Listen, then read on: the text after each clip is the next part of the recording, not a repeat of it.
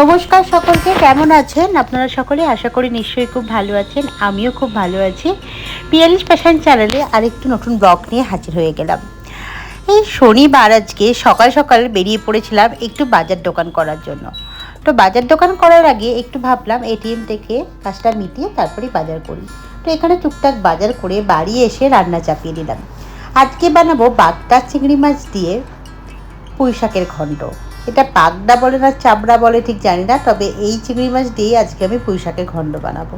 মাছের মাথা দিয়ে সাধারণত করে থাকি, কিন্তু আজকে ভাবলাম চিংড়ি মাছ আর একটু ছোট ছোট করে পেঁয়াজ কেটে দিয়ে পেঁয়াজের কুচি আর কুমড়ো, আলু, যা যা সবজি দেওয়ার থাকে সেসব দিয়েই আজকে বানাবো।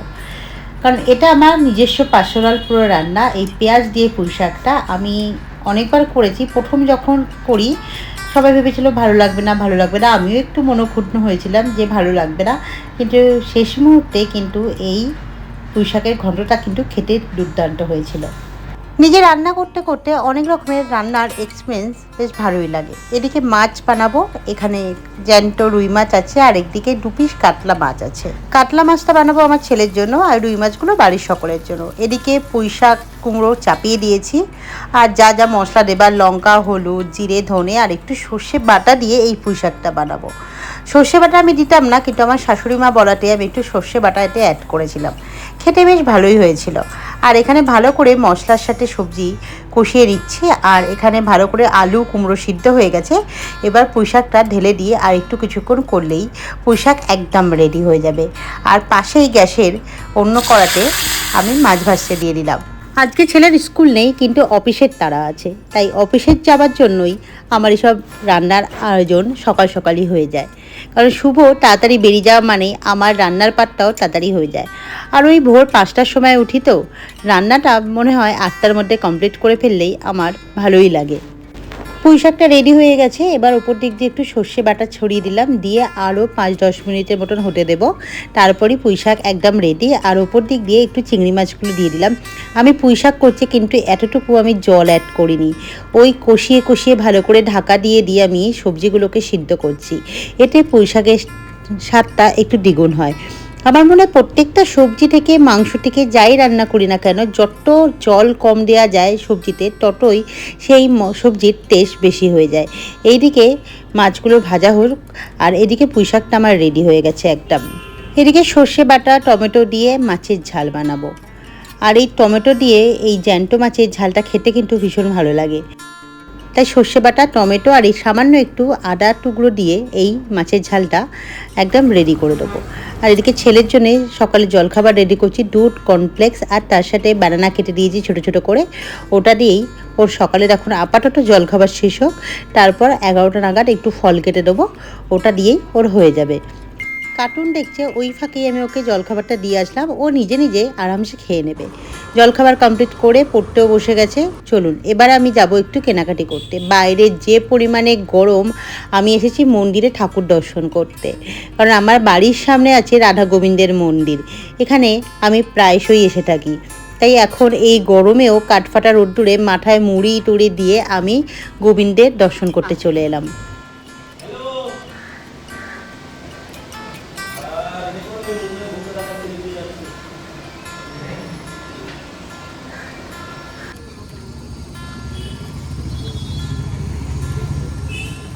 আসার সময় বাজারে ভালো আম দেখতে পেলাম, তাই থমকে দাঁড়িয়ে গিয়ে কিছুটা আম নিয়ে নিলাম।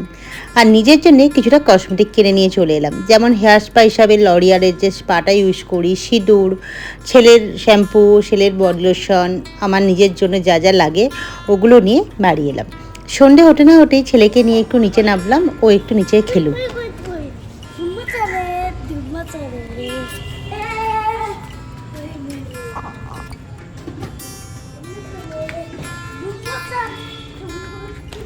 কি হচ্ছে ওগুলো? কি হচ্ছে ওগুলো? কি হচ্ছে? হ্যাঁ, যাবি না? তুই যাবি না? চল আয় আয় যাবো। আজকে ভাবলাম বন্ধুদের সাথে একটু মিট করি, আর তার সাথে আমরা একটু ডিনারও করব। তাই রেডি হয়ে বেরিয়ে পড়লাম, ওই সল্টলেকের দিকে যাচ্ছি আজকে রাতের ডিনারটা করব বলে।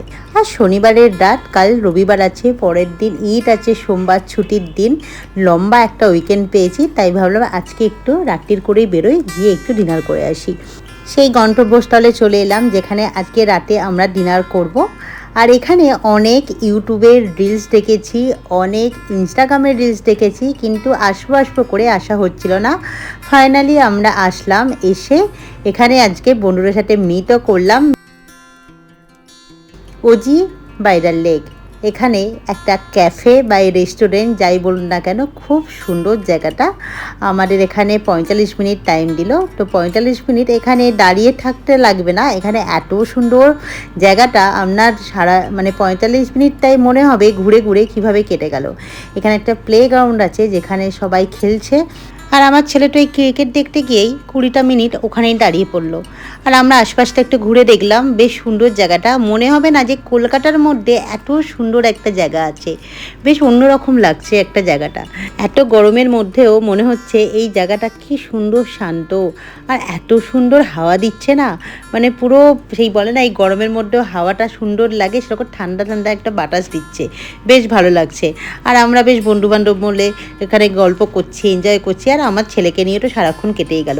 আর এই জায়গাটা না একটু গোয়া গোয়া টাইপের ফিল হচ্ছে, মনে হচ্ছে কোনো সমুদ্রের ধারে এসেছি, নারকেল গাছগুলো হাওয়ায় দুলছে, আর আমরা সুন্দর এনজয় করছি। এখানে সুন্দর একটা লেকও আছে, লেকের ধারে আমরা আজকে ডিনারটা করব। এখানে খাবার দাবার অর্ডার দেওয়া হচ্ছে, আর এই দেখুন সেই লেকের ধারে হচ্ছে এই ডিনারের জায়গাটা। সুন্দর, একদম সুন্দর, দারুণ জায়গাটা।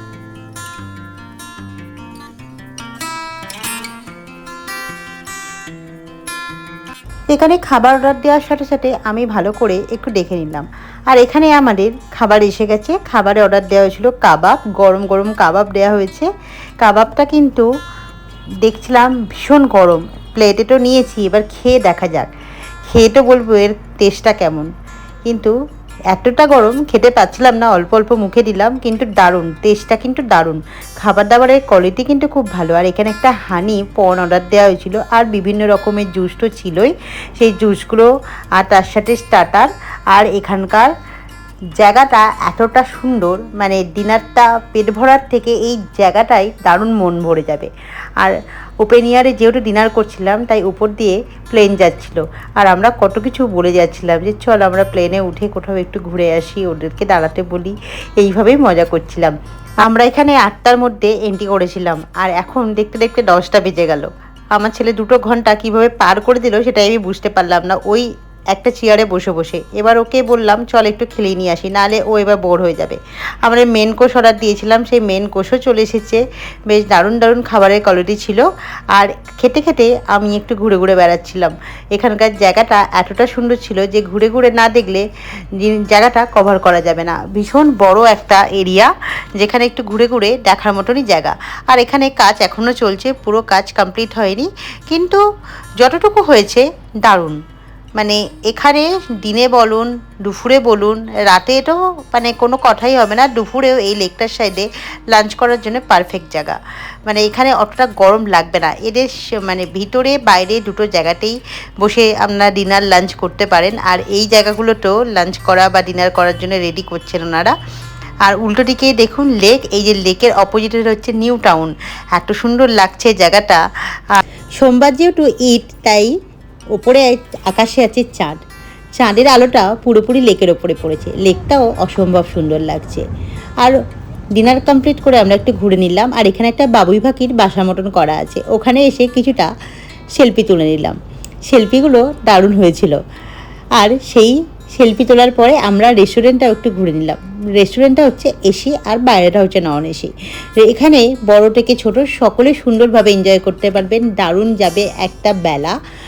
আর চলুন আজকে এখান থেকে আমরা বিদায় নিই। আমাদের তো ডিনার কমপ্লিট, আমরা খুব মজা করলাম, খুব এনজয় করলাম। আবার কোনো নতুন ব্লগ নিয়ে হাজির হয়ে যাব। সকলে ভালো থাকবেন, সুস্থ থাকবেন, শুভরাত্রি।